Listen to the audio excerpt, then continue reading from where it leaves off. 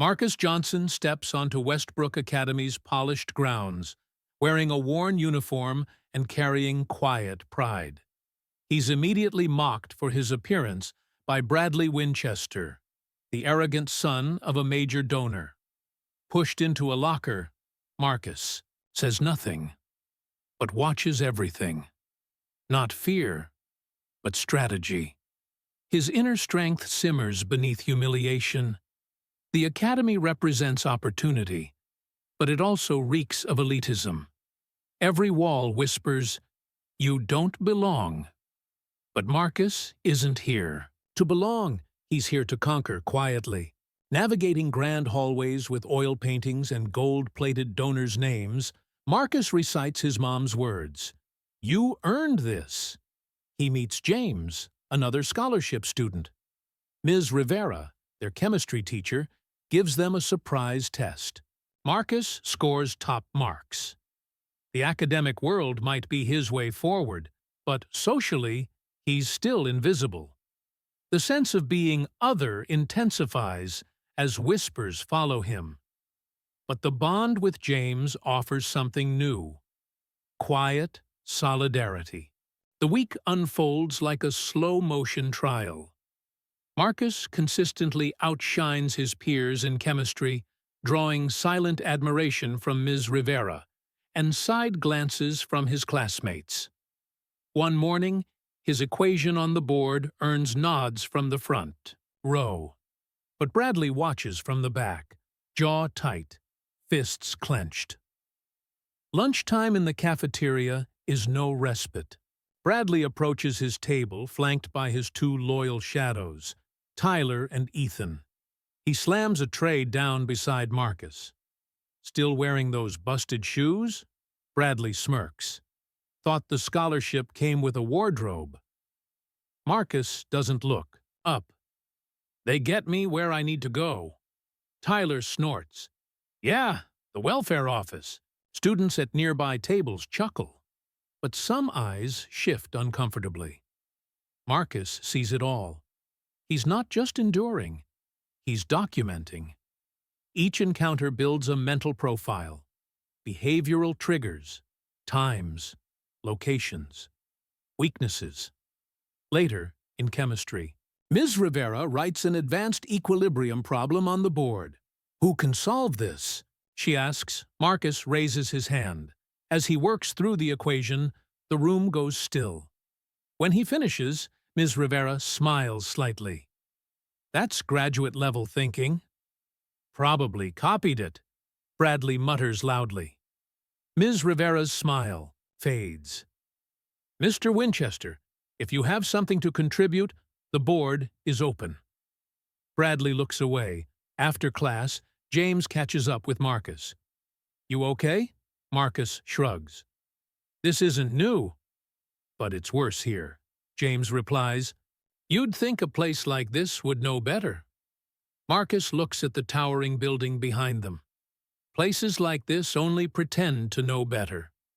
That night, at home, he lays out his textbooks: chemistry, calculus, history. But he opens a blank notebook and begins writing. Not notes for school, but records of behavior, conversations, timing. His plan hasn't formed yet, but the raw data is growing. By the end of his second week, Marcus has memorized the rhythm of Westbrook. He knows when Bradley's crew enters the cafeteria, which lockers they use, and where the teachers tend to look, or not look. He walks a little faster near the gym and a little slower past the faculty lounge. It's all about control, or at least the illusion of it. But the bullying intensifies. It begins with a shove into a desk when a teacher's back is turned. Then comes a ripped page from his chemistry notebook.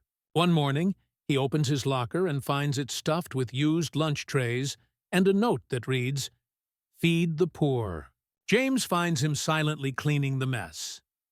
"Dude, this is getting out of hand," James says, glancing around to make sure no one sees him helping. "You should tell Rivera or Harrington." Marcus doesn't stop scrubbing. "They won't," Listen, not unless I bring more than a complaint. That afternoon, Ms. Rivera pulls Marcus aside. I noticed the ink stains on your uniform. Are you okay? Yes, ma'am, he lies, eyes steady. She pauses, her gaze thoughtful, but doesn't press. You're one of the sharpest students I've seen in years, Marcus. Don't let them convince you otherwise. At lunch, the humiliation escalates. Bradley strolls by Marcus's table, pours his water on Marcus's tray, and keeps walking. Charity's thirsty. Tyler jeers. Laughter echoes, but so does a hush. Some students avert their eyes now, not out of cruelty, but discomfort. They're watching it happen. And Marcus sees that, too. That night, Marcus stares at his ceiling. He thinks of Anthony Garcia. James had mentioned him once, a scholarship student from the year before. Vanished mid-semester. No reason given. Curious, Marcus searches the school website. No mention of Anthony in this year's class roster. A ghost. He tries again. Deeper digging. An old cached version of a page shows Anthony winning a regional math competition. His picture is there, then gone in the current version. He finds another name, Zoe Wilson. Another scholarship kid. Another disappearance. No farewell posts. No explanations. He cross-references timestamps, archived posts, and school board reports. The pattern forms like a chemical equation. Scholarship in, abuse, silence, exit. Marcus writes it all down in his notebook. He flips to a new page and labels it, erased, and under it, he writes one more name, Marcus Johnson. Then, in big, angry letters, he crosses it out. He won't be the next one. It happens after gym class. Marcus is changing in the locker room, keeping to himself. He's tying his shoes when he feels a sharp pain in his side, a shove, hard and deliberate. Bradley smirks down at him. Still here, huh? Thought you'd transfer out like the rest of your kind. Marcus doesn't flinch. He simply stands, zipping his backpack. You'll wish I had. That night, at home, his mother notices the way he winces when he bends. Marcus, she says, what happened? He shrugs, avoiding her gaze. Just slipped? She walks over, gently lifts his shirt, and gasps. A purple bruise blooms across his ribs. Who did this? Mom, don't what? You've been coming home more tired. You've got new bruises every week. Tell me what's going on at that school. Marcus takes a breath, steadying his voice. Give me 2 weeks. Please, let me handle it. Diane Johnson crosses her arms. You're 15, not a soldier. I know. But if you go in now, they'll shut it all down. They'll protect the donors. Not me. Just 2 weeks. She studies his face, torn between fear and faith. 2 weeks, she says finally. And then I go in myself. That night, Marcus opens his notebook again. He creates a new tab on his laptop, a digital folder named Operation Proof. Each section labeled names, incidents, dates, screenshots, notes, witnesses, silence. He revisits his records. Where Bradley smokes behind the field house, how long it takes Coach Danvers to clear a hallway, what time Mr. Harrington leaves his office for his 3 oolong coffee. The pattern sharpens. Marcus begins plotting. He isn't going to fight back with fists. He's going to win with something they never see coming. Intelligence. He installs a screen recorder on his laptop, starts saving every email exchange he has with faculty. He learns how to access the school's old newspaper archives. He asks James for help quietly. Can you get into the old server backups? James eyes him. You planning to start a war? I'm just gathering evidence. James nods slowly. I might know a back door. I'll look. At lunch, Marcus keeps his head down as Bradley and the others throw paper balls at his tray. But his eyes stay on their hands, their timing, who laughs first. Every moment is data. That evening, his mother makes his favorite, chicken and rice, and he smiles. For the first time in days, "How was school?" she asks. "Challenging," he says, "but I'm working on something." She gives him a long look. "You always are."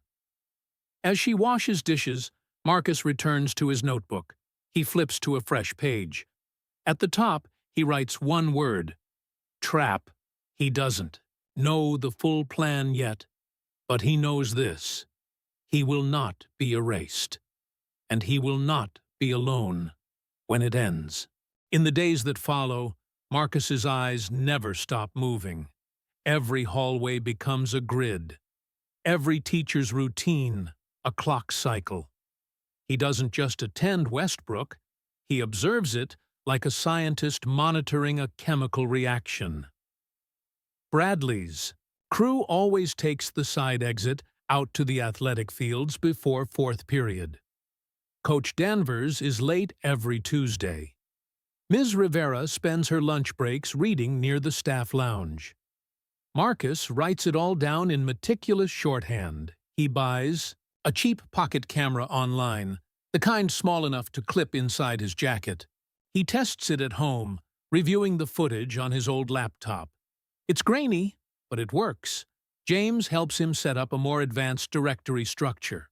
They name the master folder Proof Bank. Inside it, subfolders for each bully, each teacher, even one for the principal. "Are you sure you want to go this deep?" James asks one night. Marcus nods. "They're not afraid because no one's ever made them accountable. I'm going to make it impossible to ignore." James doesn't push. He just helps. They study the school's network.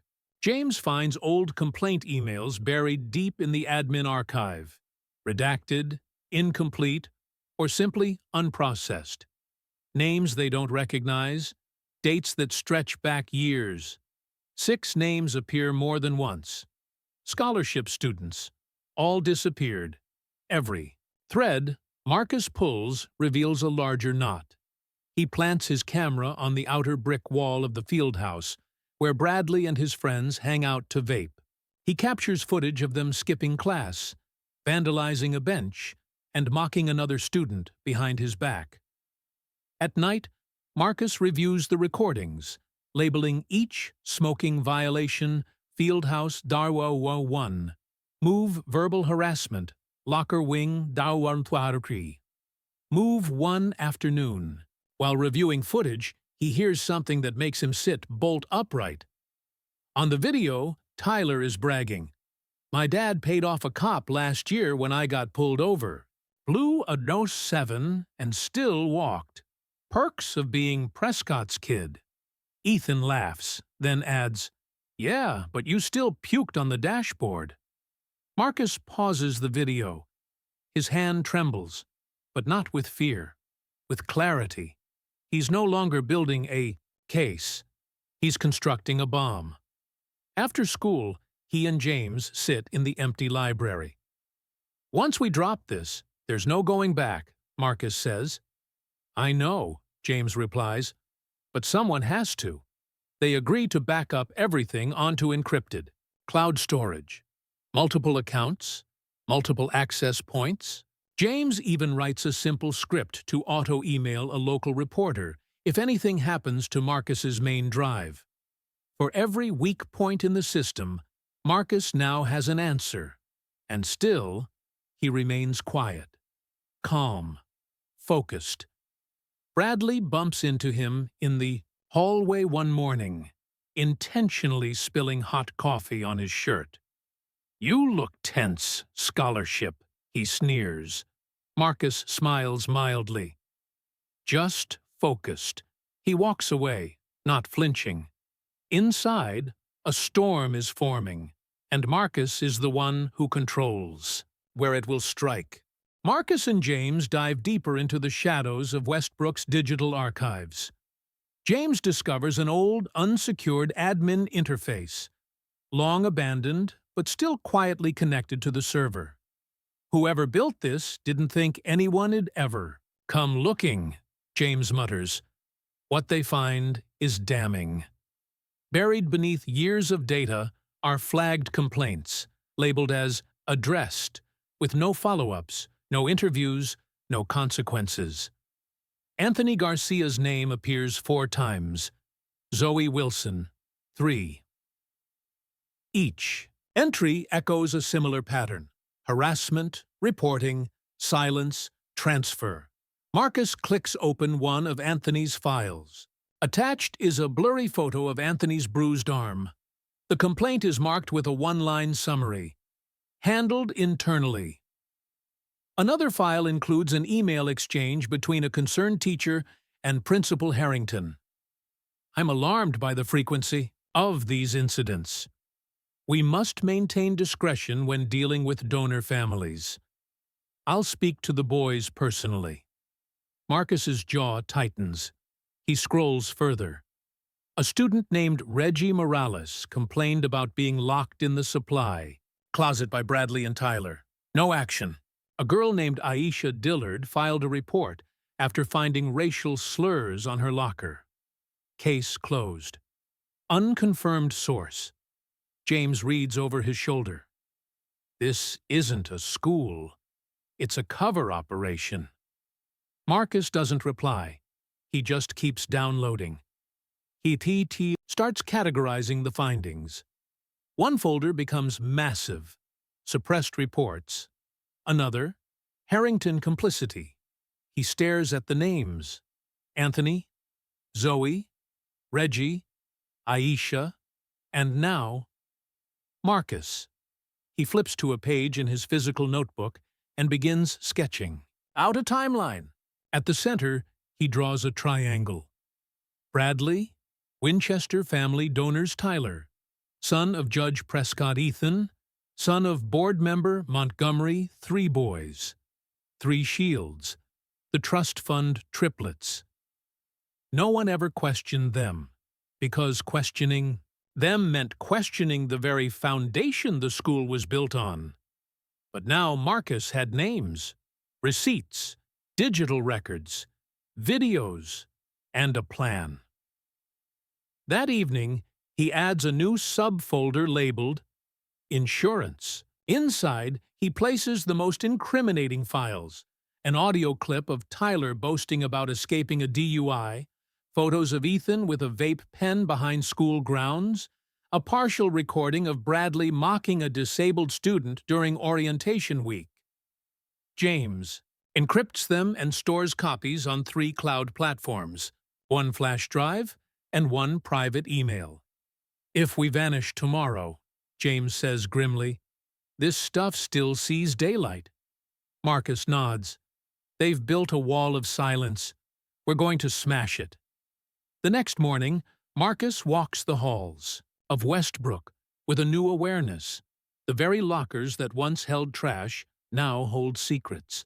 The walls that once whispered his exclusion now echo with the knowledge that he knows too much. He passes Bradley in the hall. Bradley bumps him deliberately. Eyes up, Johnson. Marcus doesn't blink. You should watch where you're going. Bradley smirks, but it falters for a second. Just long enough. That afternoon, James pulls Marcus aside. I think it's time. Marcus looks at his watch. Almost. The final act hasn't arrived yet, but the curtain is rising. The next week begins with a new seating chart and a quiet storm. Ms. Rivera announces lab partners for the chemistry midterm project. Johnson and Montgomery. Heads turn. Ethan Montgomery, silent wingman to Bradley's bullying, stiffens. Bradley flashes Ethan a look. A command, not a question. As class ends, Bradley catches up with Ethan. You're paired with him? Perfect. Sabotage his work. Tank the grade. Let's see how smart scholarship really is. Ethan nods, hesitantly. but his eyes flick toward Marcus, who already knows. Marcus senses the danger. But more importantly, he senses opportunity. In the UAE library that afternoon, Marcus lays out his notes, quietly waiting as Ethan approaches their table. "These your formulas?" Ethan asks, looking over the pages. Marcus offers a small nod. "Yeah, they should help." Ethan stares at the chemical equations, flipping through the pages. "You're really giving these to me? We're partners, right?" Ethan pauses.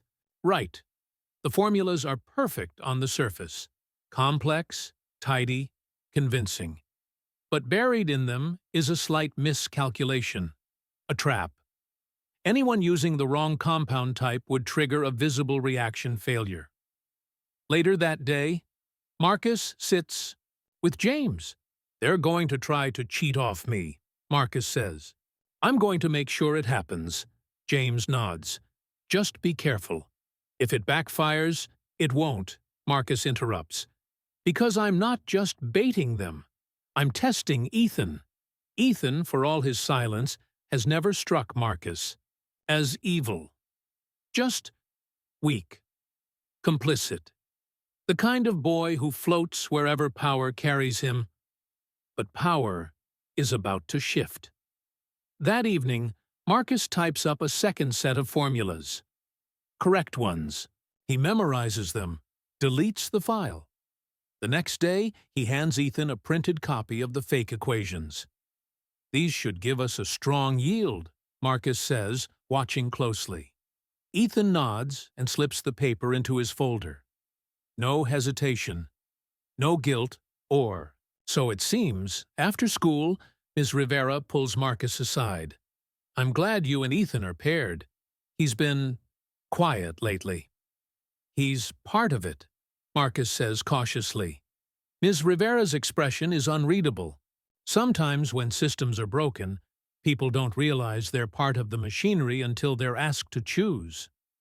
Marcus files her words away. That night, he updates Proofbank with a new folder, Midterm Trap.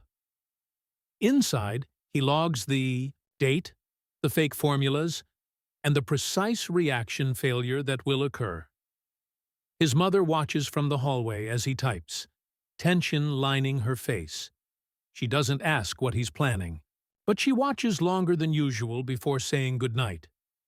The next morning, Ethan arrives at the library and sits across from Marcus again. His body language is different, less rigid, almost uncertain. "I've been thinking about these," Ethan says, tapping the formula sheet. "They'll work," Marcus replies evenly. "Even if they don't," Ethan murmurs. "I guess it'll still be my fault." Marcus tilts his head. "Why would it be your fault?" Ethan looks away. "Because I knew what I was doing. And I still said yes." A pause. Then Marcus says, "You still have a choice." Ethan nods slowly. "Yeah, we all do." And for the first time, Marcus sees it. Doubt. A crack. Not enough to trust, but enough to hope. Ethan stares at the fake formulas for longer than necessary. In the quiet corner of the library, surrounded by chemistry books and the soft buzz of overhead lights, something shifts in his eyes. A flicker of conscience? Or confusion? He glances up. "Do you always do all the work for your partners?" Marcus keeps his voice steady. "Not always, but I know when I have to." Ethan leans back, arms folded. "So this is some test?" Marcus shrugs.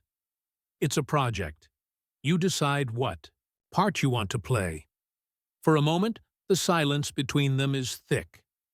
Ethan finally says, "Bradley told me to wreck your grade. Said to switch a couple compounds last minute. Make it look like your mistake." Marcus closes his notebook calmly.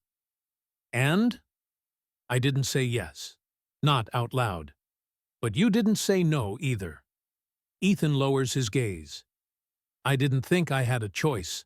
Marcus leans forward. You always have a choice. Ethan swallows hard. He'll know. If I don't follow through, he'll know I flipped. Let him. Better to lose fake friends than yourself. They say nothing else that afternoon. That evening, Ethan sits on the edge of his bed, staring at the formula sheet. His phone buzzes. A message from Bradley. Got the fake set ready? Ethan doesn't reply. He puts the phone face down. He opens his laptop and searches buffer solutions and acid-base reactions. He tries to understand the chemistry for real. Maybe for the first time. Meanwhile, Marcus updates his records. A new folder labeled Ethan Monitor. James frowns when he sees it. You really think he'll betray you? I don't know. Marcus says, but I know the pressure he's under. Do you want to give him an out? I want him to choose. Over the next few days, Ethan becomes distant from Bradley's crew. He skips lunch at their table, walks the long way to class. Marcus notices every step, but Bradley notices too. Montgomery's getting soft, he tells Tyler. He better not mess this up. The next morning, Marcus finds a note slipped into his locker. I haven't shared them, but if I go down, I'm not going alone. It's not a threat. It's a warning. Later, Ethan corners Marcus behind the science wing. I want out, Ethan whispers, but I need a way to land. You want immunity, Marcus replies. No, just not to drown.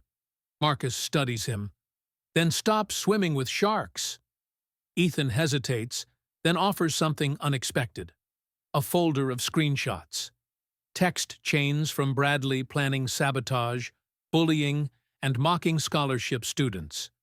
Use it, Ethan says. Just not yet. That night, Marcus makes a new folder. Ethan, turncoat. And he smiles. Not out of triumph, but relief.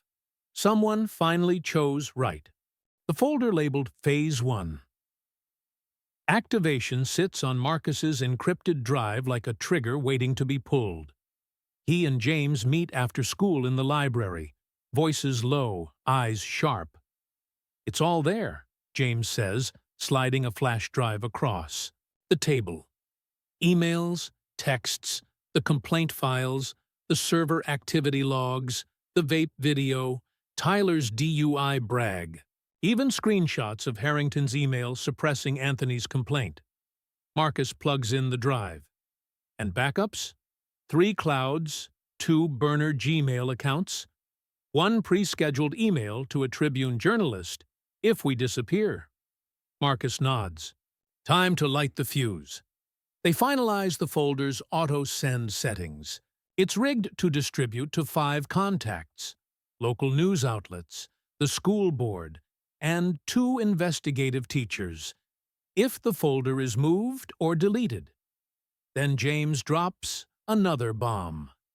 I dug into Ethan's family. Marcus looks up. His mom's on the board, quietly, but she's powerful, and she's never donated. She pushed for a scholarship expansion 2 years ago. She might be our wild card. Marcus processes it. If Ethan flips fully, she might help us. Or get crushed in the fallout, James says. I'll take that chance.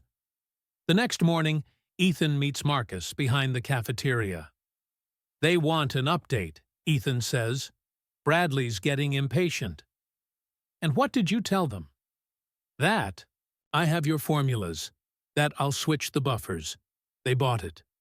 Marcus stares at him. Are you ready to see this through? Ethan hesitates.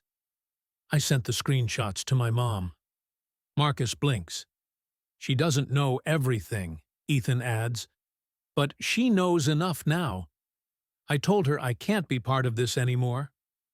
You realize this will destroy your social circle. I know, Ethan says. It already has. Back in chemistry class, Ms. Rivera hands out midterm prep packets. She pauses at Marcus and Ethan's table.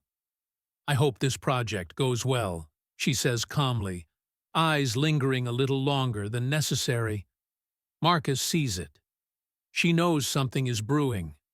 That night, Marcus stares at the flash drive on his desk. His mother knocks once, then steps in. Homework? He nods. Group project. She sits across from him. You're quieter than usual. It's a quiet before. Her brow furrows. Before what? Marcus doesn't answer. He just looks at her. She leans forward. Whatever this is, you don't have to carry it alone. I do, he says. Just for a little longer. She doesn't press. She simply kisses his forehead and leaves. Marcus picks up the flash drive and slides it into an envelope marked, If something happens to me. He hides it beneath the drawer liner of his desk. Then, he opens his laptop and clicks a button. Phase 1. Ready to detonate. True. Tomorrow, the chemistry midterm, and after that, no more shadows. The day of the chemistry midterm dawns colder than usual, with a sky the color of wet concrete. Marcus arrives early, eyes scanning the hallway like a soldier entering a battlefield. Inside the lab, Ms. Rivera prepares the materials.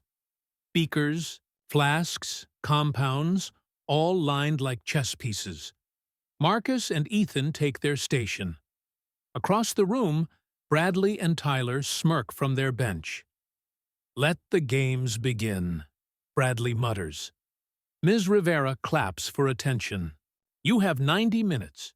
Your task is to synthesize a compound assigned to your group. Reactions will be graded on accuracy, documentation, and teamwork. Begin. The classroom comes alive with bubbling liquids and rustling paper. Marcus moves smoothly, his hands steady. Ethan mirrors him, quieter than usual. Across the room, Bradley watches them. Then he reaches into his bag, pulling out a printed sheet, the fake formulas Marcus planted.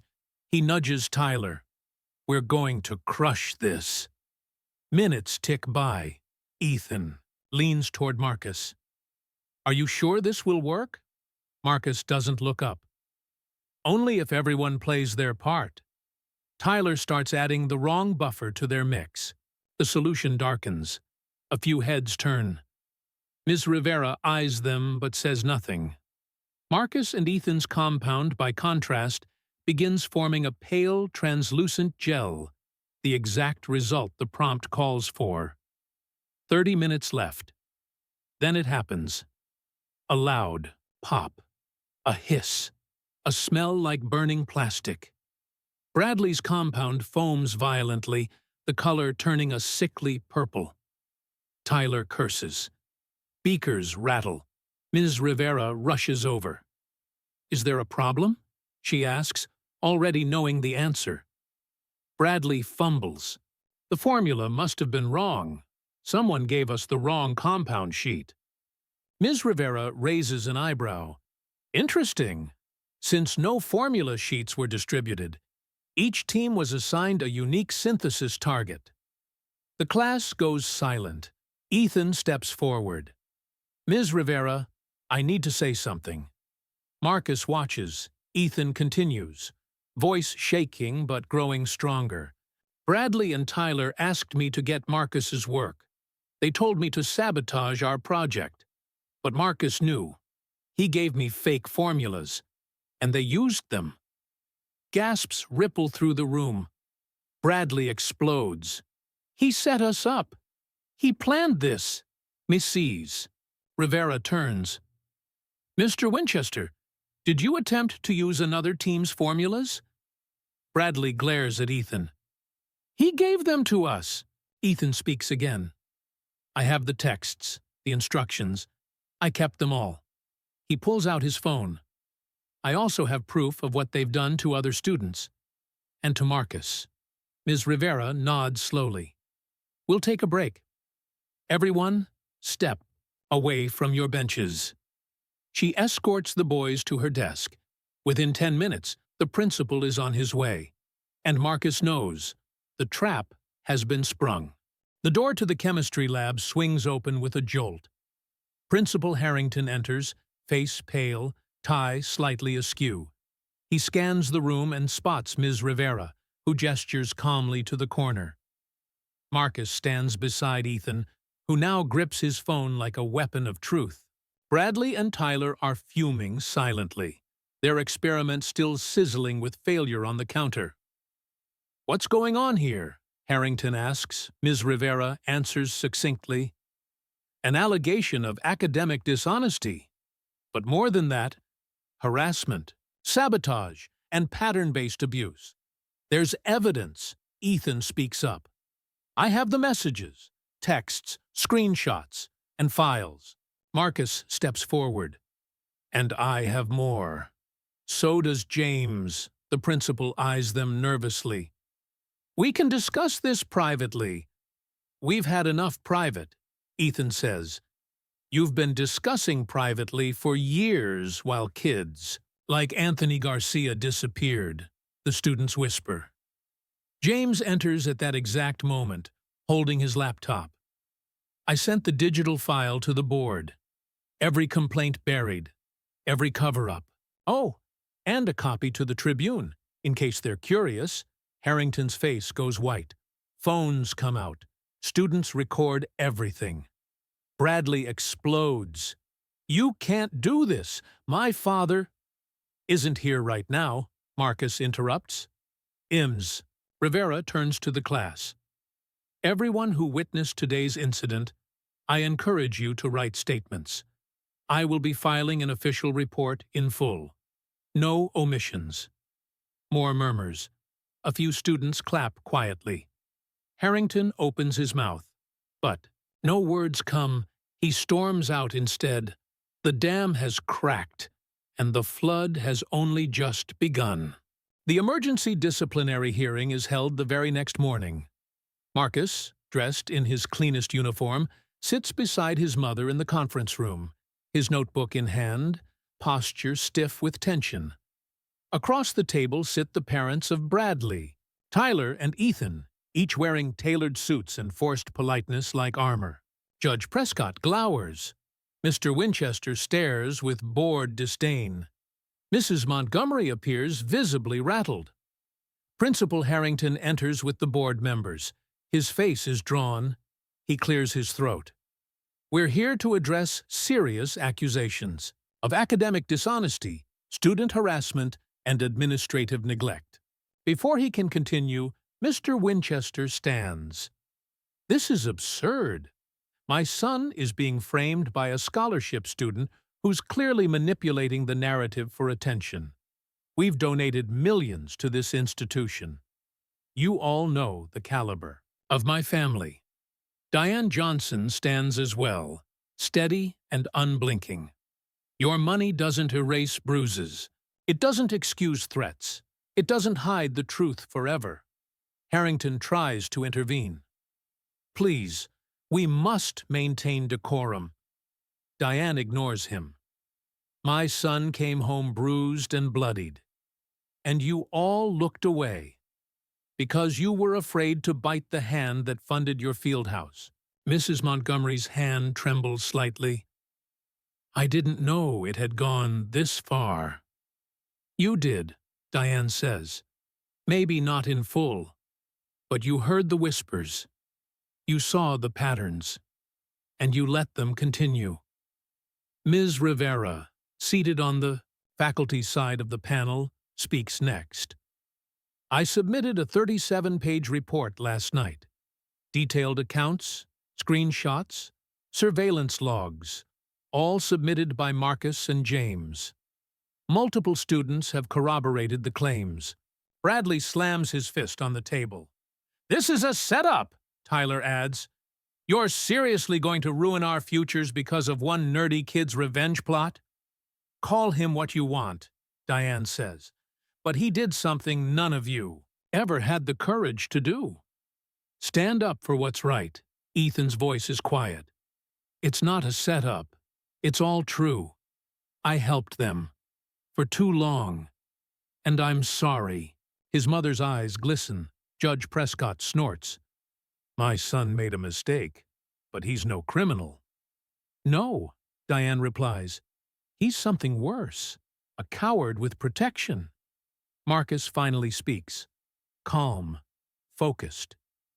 You taught your sons that money meant no consequences, that they could break others and never break a sweat.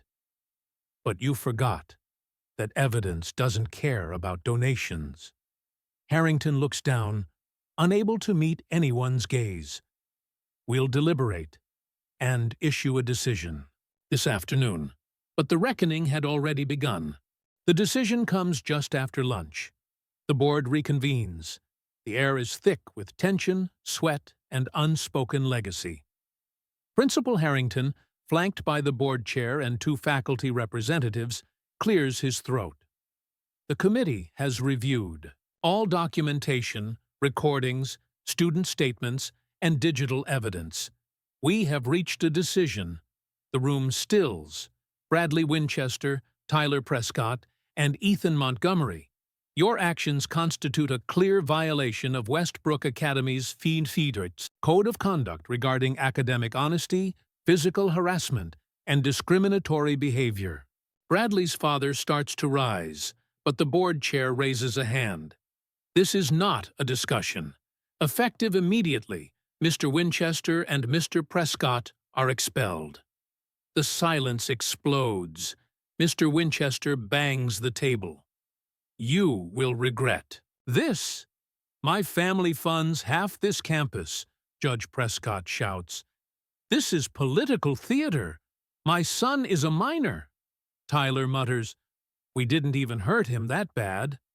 Diane stands. You did more than hurt him. You tried to erase him. Just like you erased Anthony, Zoe, all of them. Mrs. Montgomery looks shaken. And Ethan? She asks quietly.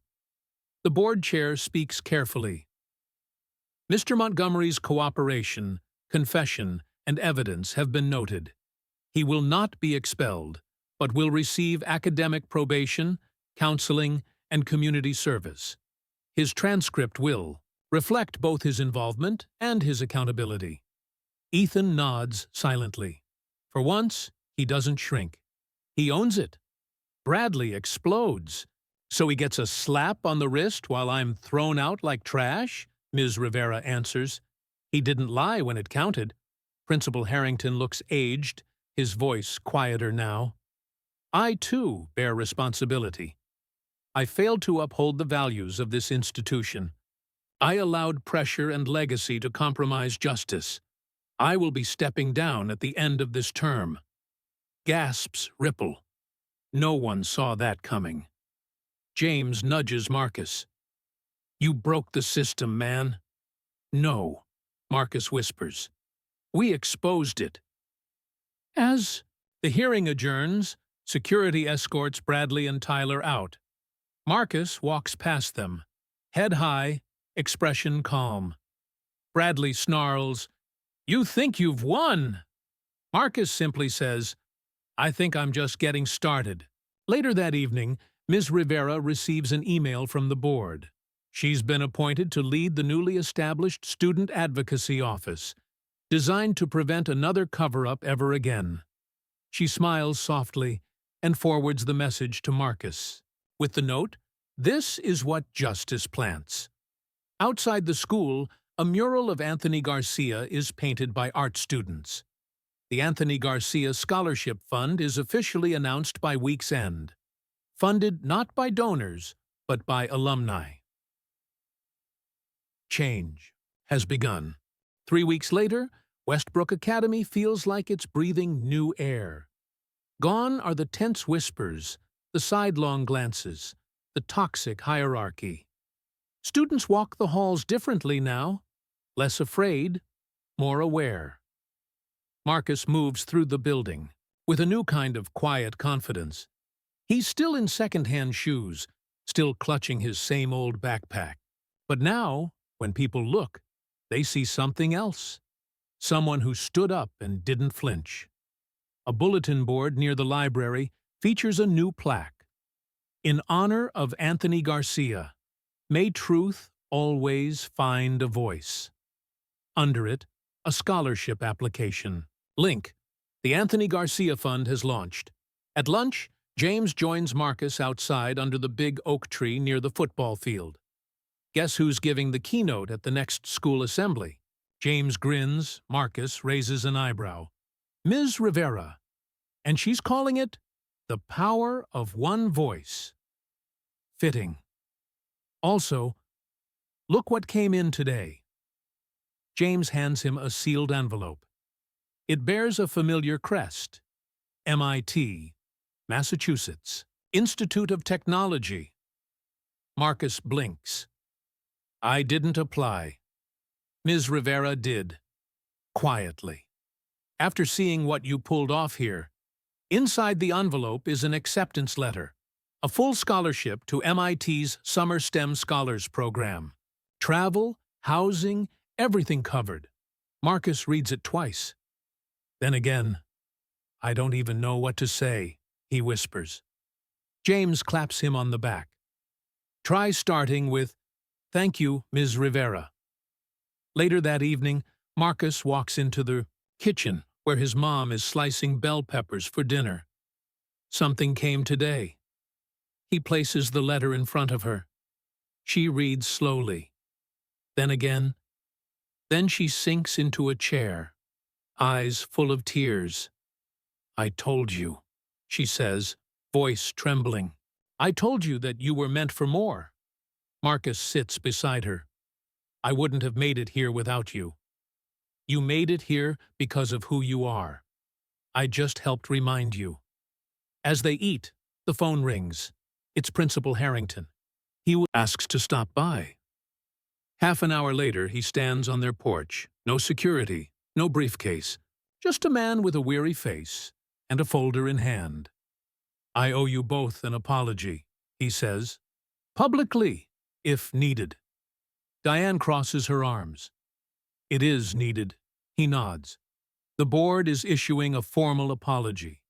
We're implementing sweeping reforms. I've submitted my resignation at the end of term. But more than that, he hands Marcus an envelope. We've created something new. The Westbrook Award for Moral Courage. You're the first recipient. It comes with a college scholarship and the promise that your story won't be buried. Marcus accepts the envelope silently. Harrington turns to Diane. You raised someone remarkable. No, she says. He raised himself. I just kept the roof over his head. He nods, then leaves quietly. Back inside, Marcus places the envelope on the kitchen table beside the MIT letter. For a long moment, he says nothing. Then finally, maybe this is what it means to belong. Not because they let you in, but because you made it impossible for them to ignore you. Diane squeezes his hand. You belong anywhere you walk in truth. Summer arrives with the scent of promise. On the morning Marcus is set to fly to Massachusetts for the MIT Summer Scholars Program, he sits quietly on the porch, a duffel bag at his feet, and the Moral Courage Award tucked inside his backpack. The neighborhood is still waking up. Children on bikes, a dog barking in the distance, the rattle of a newspaper landing on the curb. Diane Johnson steps out, 2 mugs of coffee in hand. She sits beside her son, handing him one. You sure about this? She asks. He nods. It's only the summer. It's the start of something bigger, she says, her eyes misting. You broke something at Westbrook that needed breaking, but you didn't leave it broken. That matters. Marcus sips his coffee and glances at the sky. It's strange. When I first walked into that school, I felt like an intruder, like I had to prove I deserved every step. And now, she asks. Now I know I never had to prove it to them. I had to prove it to myself. A car pulls up, a rideshare to the airport. The driver gets out to grab Marcus's bag. Diane hugs him tightly. Stand tall, baby. Wherever you go, I will. He gets in the car and watches her grow smaller in the rearview mirror. At the airport, he pulls out his notebook. It's worn, pages filled, corners bent. On the last page, he writes, "Truth is the reaction they never expect. And justice? That's the compound you create when courage meets knowledge." He underlines it. As he boards the plane, his phone buzzes. A text from James, Rivera's keynote, went viral. Over 300K views. Westbrook's trending. Another ping, this time from Ms. Rivera. Anthony Garcia's parents asked to meet you this fall. They said you gave their son's story a voice. Marcus smiles faintly. He gazes out the window as the plane lifts off. Below him, Westbrook shrinks to a speck. But what he built there will linger. Because Marcus didn't just earn justice. He didn't just expose corruption. He taught an entire institution, students, teachers, and parents, that silence is complicity and integrity is rebellion. The final lesson wasn't written on any chalkboard. It was lived by the boy they bullied every day, not knowing he was a genius. And that genius changed everything.